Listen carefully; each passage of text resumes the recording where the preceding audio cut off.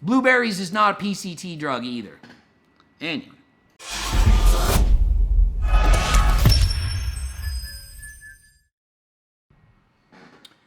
Coach Greg, and welcome to episode 3 of my Q&A, where I answer stupid questions and some not so stupid questions for your entertainment only.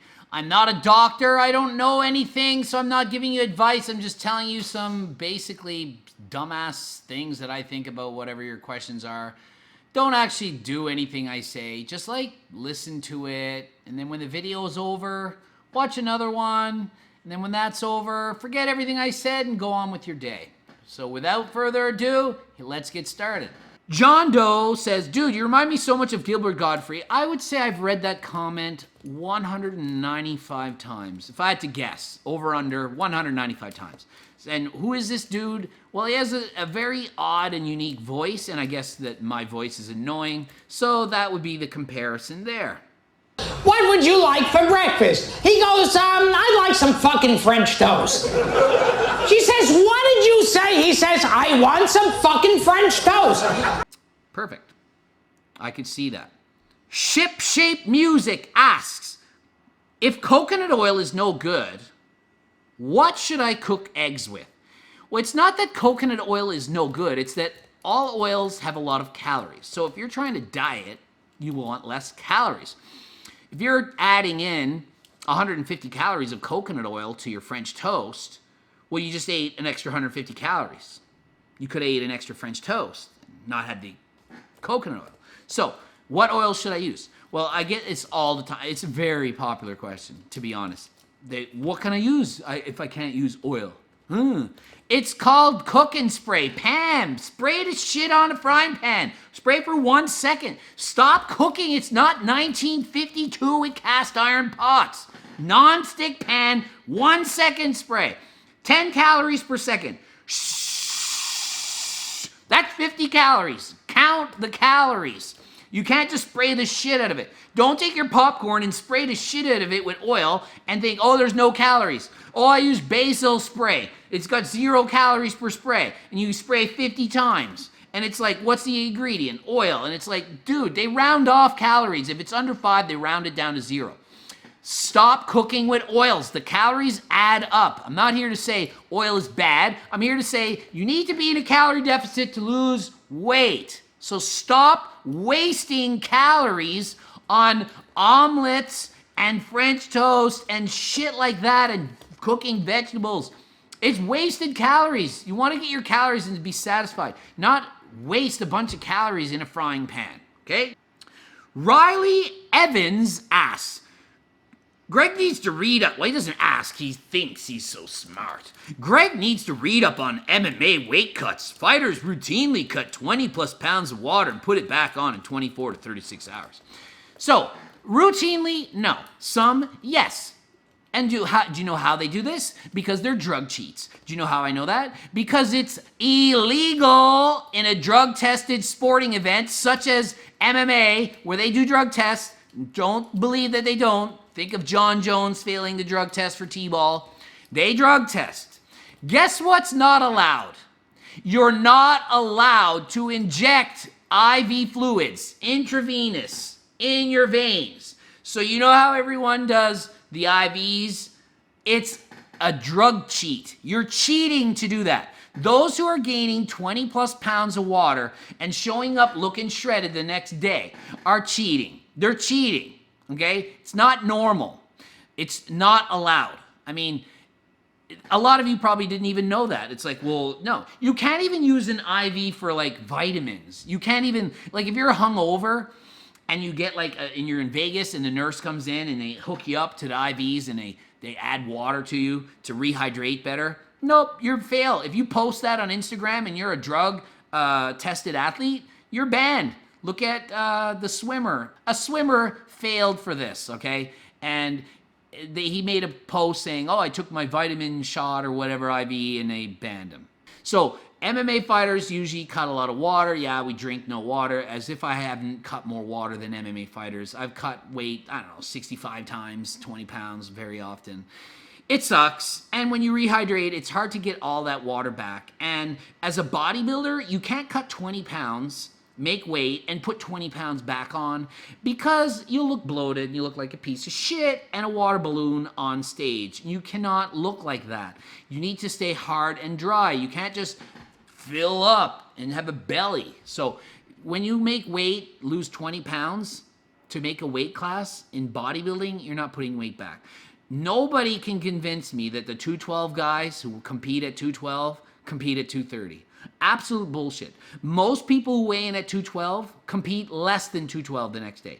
It's very rare for people to gain 10 or more pounds the next day. And most of them look a little bit more bloated, and the food, it's not all hydrated in the right place. Sledgehammer Editing says, Greg doesn't squat to depth. Literally the biggest fraud bodybuilder I've seen. Okay, well, for starters, you don't need to squat to be a bodybuilder. That's powerlifting. And in powerlifting, when you do a competition, you have to squat to depth. And I was a powerlifter. I've done several meets, as in more than 60. And I've only been bombed out of squats once. So once out of 60-something times, I didn't squat to depth. That's not too bad. That's like 2% of the time. So do I squat to depth? Well, since I had hip surgery, the surgeon said, do not bend your knees past 30 degrees.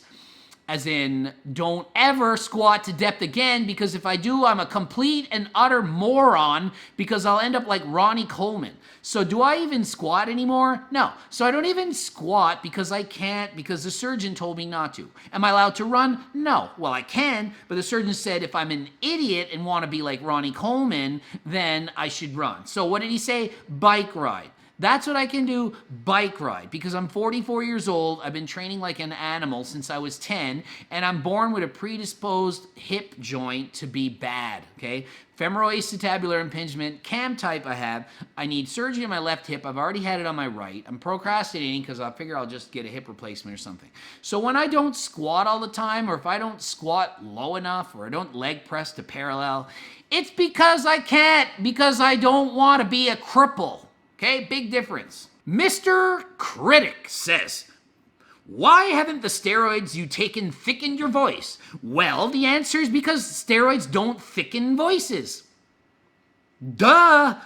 For sure, in women who abuse steroids, it sounds like squeaky, cracky, not just deep, but not right. It's a very bad sound. It sucks. I really feel bad for those women, because they usually take steroids and it's not something they do for their whole life. They might be into it for 5 years and then they stop. Sucks. So it hasn't thickened my voice because I'm not actually a woman. I know I'm not big and tall, but last I checked, I did not have a vagina. I still have a penis, and so I'm not female. My voice isn't gonna get deeper. As you can see, it is what it is. Abdul Razak asks, Greg, do you worry about not being able to make kids since you're on test year round? No. A, I don't want to have kids, and B, I had my sperm tested, and I had 100% normal sperm in every single category, and I've already done a video on this, as in, while I was on cycle,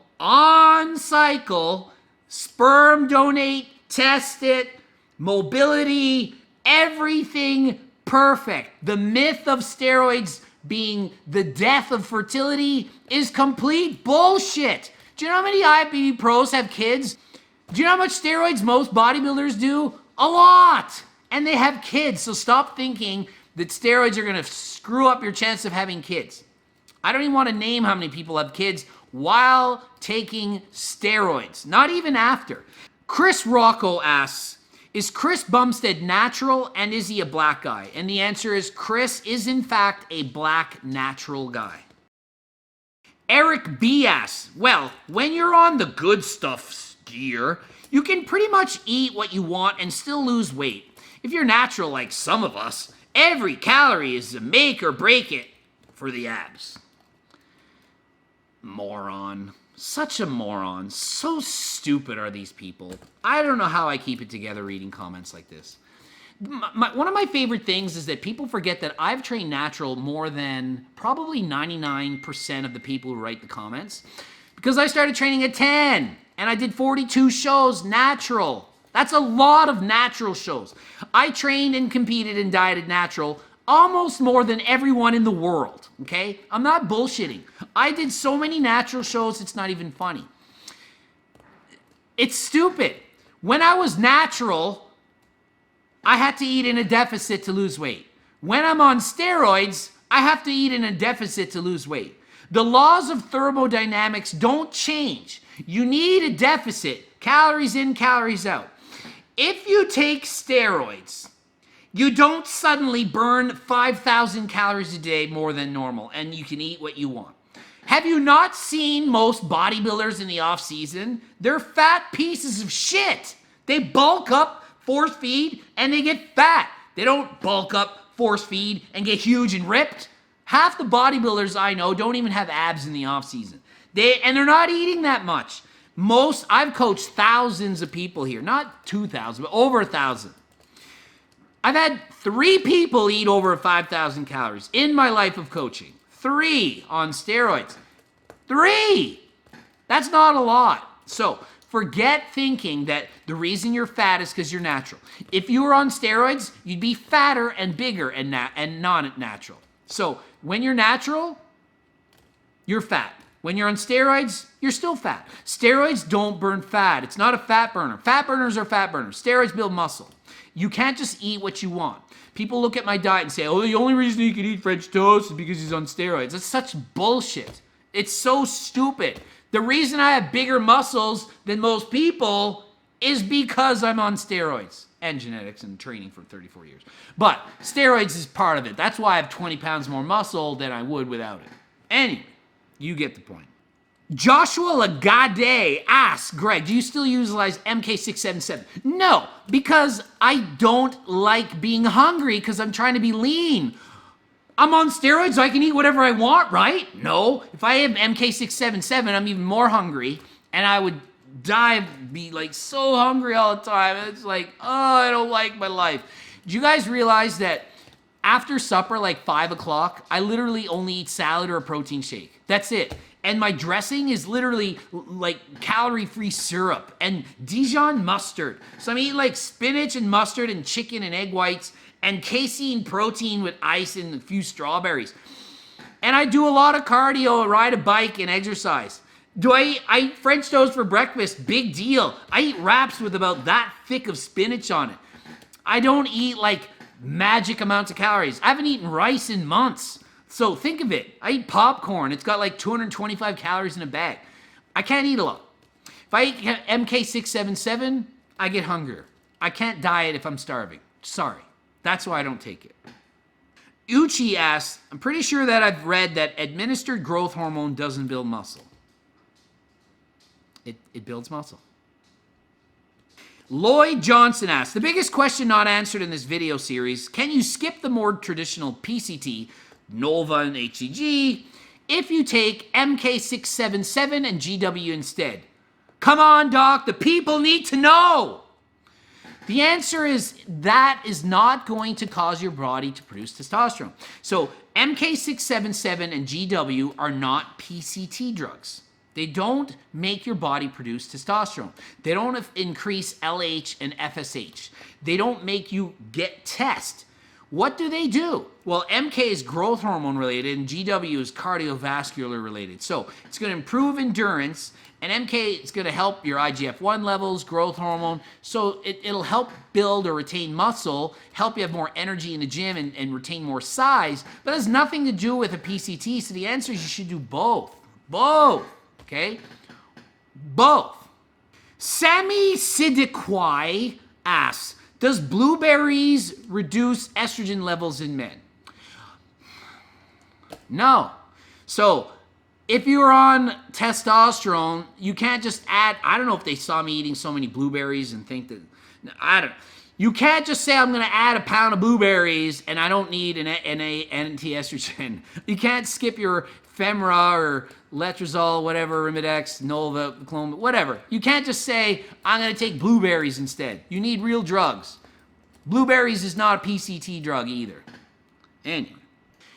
And that does it for today. That's enough Q&As for one time. Check out some future Q&As. Be sure to write your questions below. I will pick out the dumbest or best ones and answer them for your viewing pleasure. Hopefully some of the stuff I say makes sense and can help you in some way. If not, whatever. Doesn't matter. GregDoucette.com is my website. Greg Doucette, IFBB Pro on Instagram. And till next time, I'm out.